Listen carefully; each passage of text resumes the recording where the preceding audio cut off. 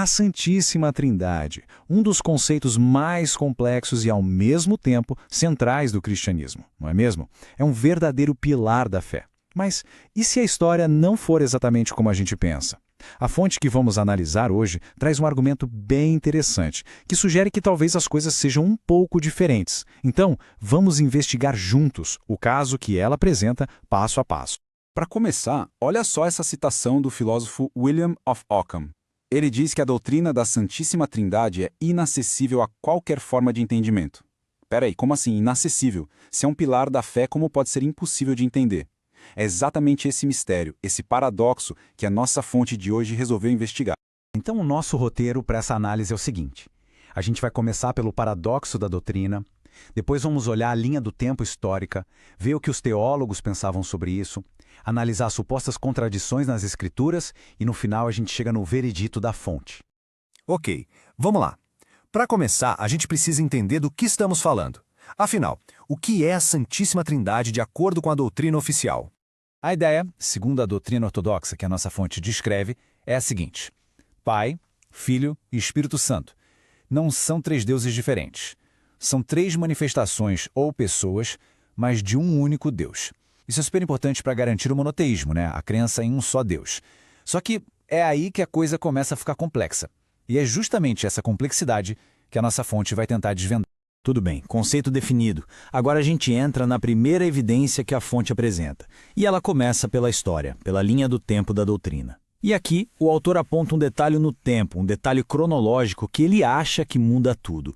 Olha só que interessante. A igreja cristã foi fundada por volta do ano 33, mas a Trindade só foi oficialmente definida como um dogma, ou seja, uma verdade de fé que não se pode questionar, no ano 381. Isso foi no primeiro concílio de Constantinopla, uma baita reunião de líderes da igreja para decidir essas coisas. A questão que a fonte levanta é, por quê? Porque demorou quase 400 anos. 400 anos! Se essa era uma doutrina tão central, por que essa demora toda para ser formalizada?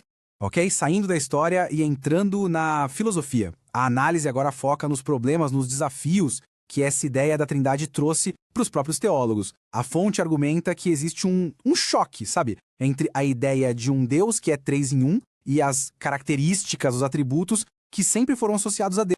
E para deixar essa base teológica bem clara, a fonte usa uma citação de ninguém menos que Tomás de Aquino, um gigante do pensamento cristão. A visão dele, que era a visão de muitos, é que Deus, por sua própria natureza, é um ser simples, indivisível e imutável. Ou seja, ele não muda. Guarde bem esses três pontos: simples, indivisível e imutável, porque é a partir daí que a fonte vai mostrar o conflito. E essa tabela aqui mostra o problema de forma bem clara. De um lado, os atributos clássicos de Deus. Do outro, as perguntas que a Trindade força a gente a fazer. Por exemplo, se Deus é simples, indivisível, como é que ele pode ser composto de três entidades? Não parece uma contradição? E a unidade? Se Deus é um só, como ele pode ser um e três ao mesmo tempo?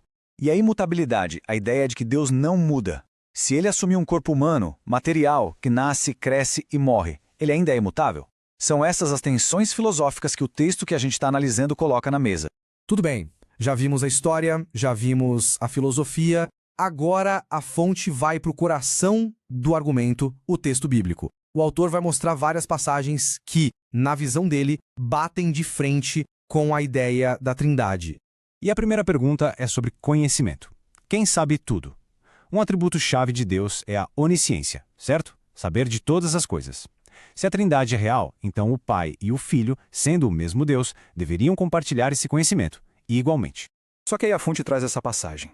Jesus falando sobre o fim dos tempos, e ele diz: mas daquele dia e hora ninguém sabe, senão unicamente o Pai. Opa!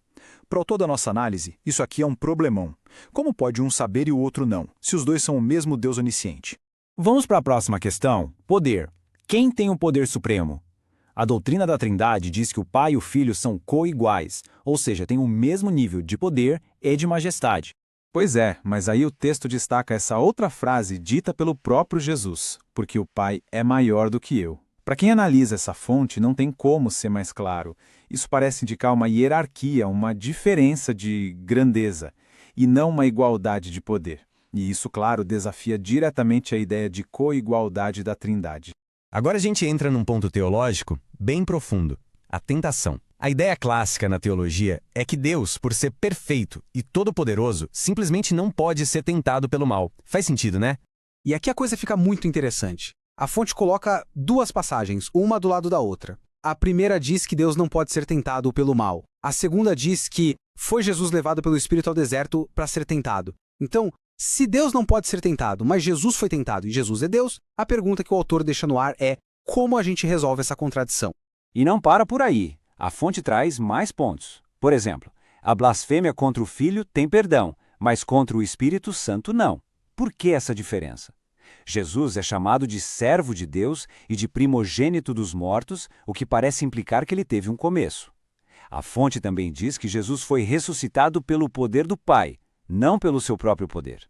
E tem mais, ele orava para um Deus e se submetia a uma vontade que era maior que a dele. Ele chega a dizer: meu Deus. Para nossa fonte, cada um desses pontos reforça a ideia de que as Escrituras mostram duas figuras distintas, e não a mesma entidade. Bom, depois de passar pela história, pela teologia e por todas essas passagens bíblicas, a análise chega ao seu momento final. A grande questão é qual é a conclusão que a fonte tira de tudo isso. E o veredito do autor é bem direto. Baseado em toda essa análise, a conclusão dele é que as Escrituras não apresentam Deus e Jesus como sendo a mesma entidade dentro de uma trindade. Pelo contrário, a relação que estaria sendo descrita ali seria de uma divindade, o Pai, e um enviado divino, o Filho. Alguém com uma missão e autoridade divina, sim, mas ainda assim um ser distinto e subordinado ao Criador. E no fim das contas, a análise nos deixa com essa pergunta provocadora no ar. A doutrina da Trindade é, de fato, uma verdade que vem direto das Escrituras, como se acredita tradicionalmente? Ou será que ela é, como argumenta a fonte que a gente explorou, uma invenção humana, uma construção teológica criada séculos depois para tentar explicar um mistério que talvez nem devesse ser explicado como a fórmula? A questão, com base no que vimos, fica em aberto para reflexão.